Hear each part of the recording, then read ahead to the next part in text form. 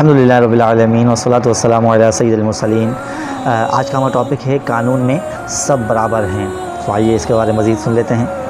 تاریخ اسلام میں مسلمان قاضیوں یعنی ججز کے ایسے بے شمار واقعات موجود ہیں جس میں انہوں نے کسی کے رتبے اور قرابت داری کی پرواہ کیے بغیر شریعت کے احکام کو نافذ کیا، جس کی وجہ سے معاشرے میں امن کا قیام اور جرائم پر قابو پانا آسان ہوا۔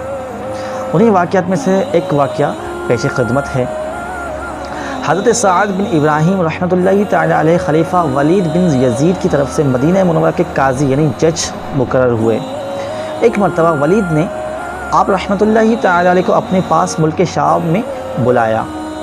جب آپ رحمۃ اللہ تعالی علیہ شام کی سرحد پر پہنچے تو ایک شخص کو دیکھا کہ شراب پی کر نشے کی حالت میں بد مست ہے اور مسجد میں گھوم رہا ہے۔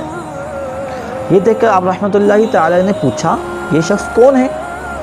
لوگوں نے بتایا، یہ خلیفہ ولید بن یزید کا ماموں ہے۔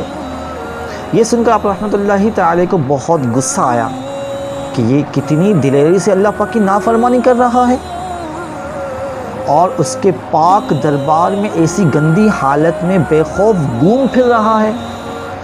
آپ رحمۃ اللہ تعالی نے فرمایا، مجھ پر لازم ہے کہ میں اس پر شرعی سزا نافذ کروں، چاہے یہ کوئی بھی ہو۔ اسلام میں سب برابر ہیں۔ چنانچہ آپ نے مسجد میں ہی اس کو 80 کوڑے مارے۔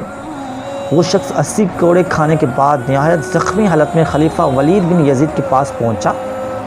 خلیفہ نے جب اپنے ماموں کی یہ حالت دیکھی تو بہت غضبناک ہوا اور پوچھا، تمہاری یہ حالت کس نے کی ہے؟ اس نے جواب دیا، ایک شخص مدینہ منورہ سے آیا ہوا تھا، اس نے مجھے 80 کوڑے مار کر سزا دی ہے اور کہا یہ سزا دینا اور حد قائم کرنا مجھ پر لازم ہے۔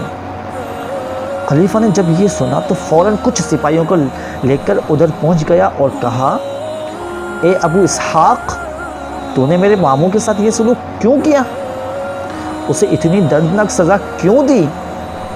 انہوں نے فرمایا، اے خلیفہ، تو نے مجھے قاضی بنایا تاکہ میں شریعت کے احکام نافذ کروں اور اس کی خلاف ورزی کرنے والے کو سزا دوں۔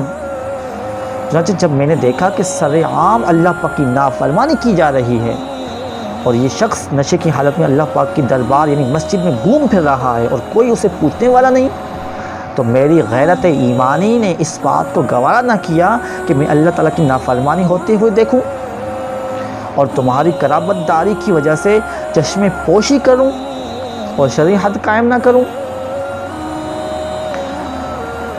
اسلام کی یہی تعلیم تھی جس کی وجہ سے ہر شخص، چاہے وہ کسی بڑے سے بڑے عہدے یا امیر و کبیر کا کتنا ہی قریبی کیوں نہ ہو، قانون کو توڑتے ہوئے ڈرتا تھا، کیونکہ قانون سب کے لیے برابر تھا، اور اگر کوئی اپنے حواس کھو کر کوئی ایسا کام کر بھی جاتا تو اسے قانون کی زد میں لا کر عبرت کا نشانہ بنا دیا جاتا تھا کہ کوئی اور مزید ہمت نہ کر سکے۔ یاد رکھیں، وہی مملکتیں امن و بھائی چارہ اور جرائم کو کمر توڑنے میں کامیاب ہوتی ہیں جہاں اسلامی قانون کی بالادستی قائم ہو اور معاشرہ مثالی معاشرہ بن جاتا ہے۔ اللہ پاک ہمیں اسلامی قوانین کی اہمیت، ان پر عمل اور ان کے نفاذ کی سعادت نصیب فرمائے۔